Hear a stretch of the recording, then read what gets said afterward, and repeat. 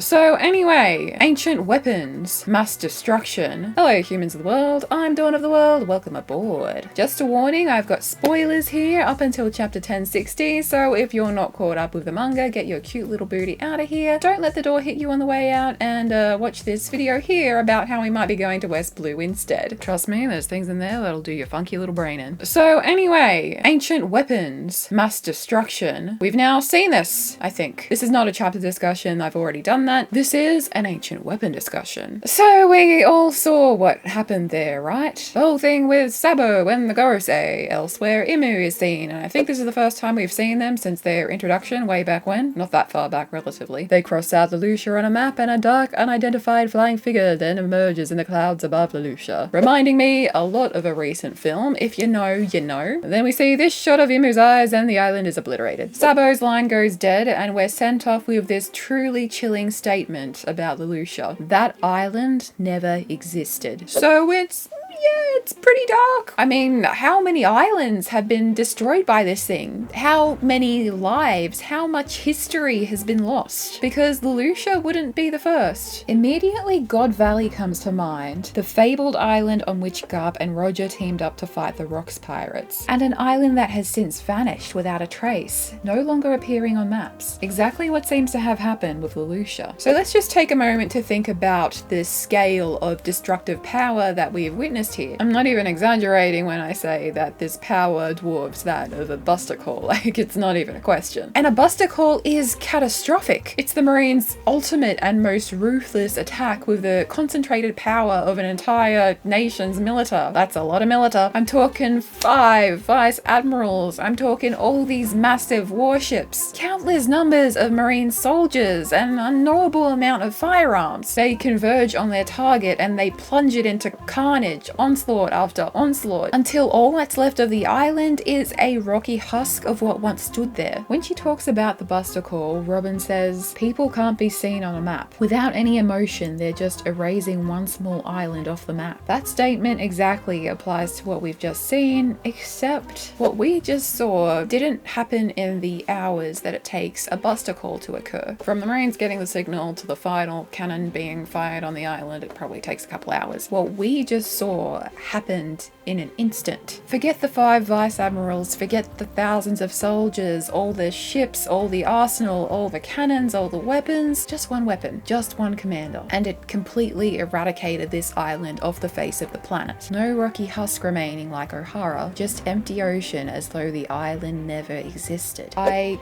can't imagine anything with this power being anything other than an ancient weapon or something on par with. I mean, let's bring out a checklist. Ancient weapons are a thing, and they're becoming more and more relevant with each passing chapter, especially at this point in the story when we're entering the end game and we haven't seen a whole lot in the way of the ancient weapons just yet. We've just learned where the Pluton is, so I suppose it makes some kind of narrative sense if going into the series' final saga in one of the opening chapters, we catch a glimpse of the third and most elusive of these weapons, because it's gotta show up at some point and time is ticking. And not only that, but we experience this weapon in the most exhilarating way possible. Because we've never seen an ancient weapon in use before now, what better way to start the final saga off than with a bang? This weapon is, of course, Uranus, or Uranus, depending on your persuasion. And I'm almost convinced this is Uranus because, as I stated before, I can't imagine something with this kind of power being anything but an ancient weapon. Furthermore, Pluton, aka Uranus's sister weapon, with which it would be at least equal to in power, was said to be able to destroy islands with a single shot. Buster Call? Never heard of her. So if these ancient weapons are so unparalleled by any other force, wouldn't it make sense that the only things that are on par with them that could destroy an island in a single shot were, well, their sibling weapons? I've never referred to the ancient weapons as siblings before, but it feels kinda right. Maybe because they're named after Greek and Roman gods who were all each other's siblings and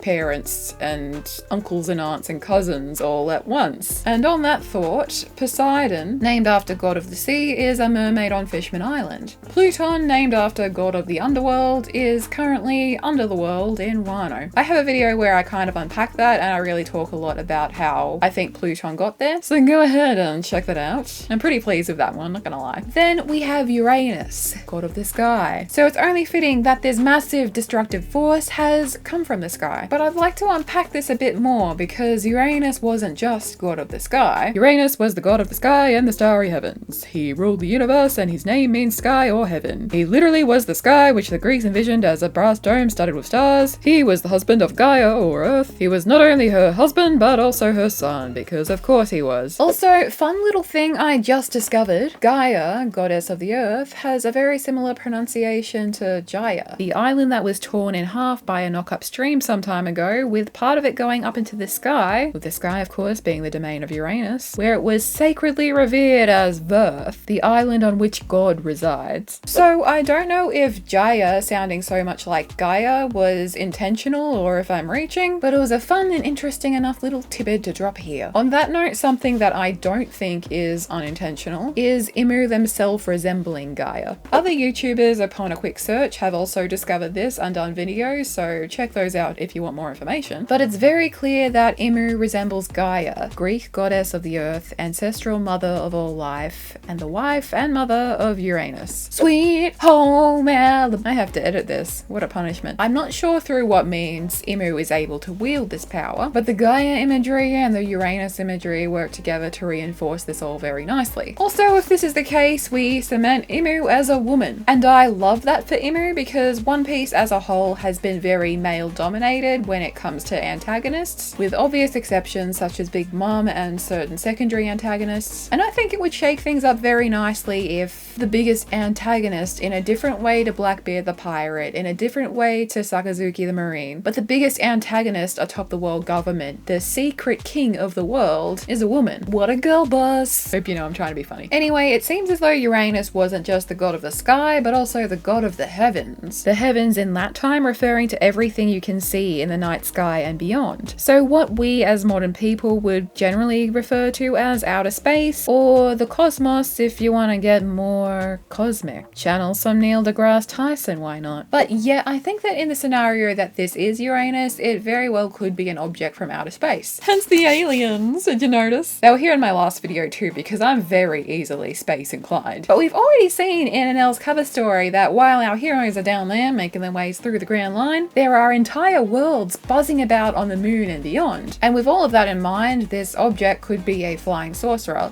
Magic missile! This object could be a flying saucer. I mean, it kind of looks like one from what we see. And it came from the sky, which is where flying saucers tend to descend from. And the series has been amping up in terms of sci-fi elements as of late, and I love that. If there were a perfect moment for a flying saucer, not a flying sorcerer, although we've already had those, haven't we? Perfect moment for a flying saucer to appear? Yeah, it's now. I actually kind of thought about suggesting that it could be the thing at the end of Thriller Bark, but no. Even if the message of that thing was something, there's always a bigger fish. And on that segue, there's also always a bigger hat. And as you can see, as much as this thing looks like a flying saucer, it also looks like a flying hat. I mean, it wouldn't even cross my mind to pose this as a theory if we hadn't seen that giant straw hat. And it kind of creates this funny image too, like hang on. It kind of creates this funny image too, because is Imu like, go, destroy, fly my pretty? Shit. The irony would be that the form of this final weapon is essentially something that has been in front of us from the start. Sorry, my camera's on the bed and so is my foot, so actually I'm the new user of the Gura no Mi. I'm the woman who killed Blackbeard. No. All of this being said, the shape that we see is partially obscured, meaning that it might not be straw hat or flying saucer shaped at all, in which case Oda definitely made it look like this on purpose to send some of us down those rabbit holes. Nonetheless, I'm almost certain that that thing in the sky is Uranus, heinous, regardless of what form it takes. And it's kind of a fun thought that the ancient weapon that we knew least about could be the first one that we've seen in action. Maybe fun is the wrong choice of words here. You know, it wouldn't be fun for the people of Lulusia. Also, apologies if my energy has been weird today. I'm pretty tired and I'd like to get this out ASAP. Studio setting is on the way. My camera just ran out of energy, but that's basically all I had to say. Keep an eye out for giant hats when you next leave the house. I'm Dawn of the World, and I will see you next time. Bye, guys. I'm waving. I am waving. I promise you I'm waving.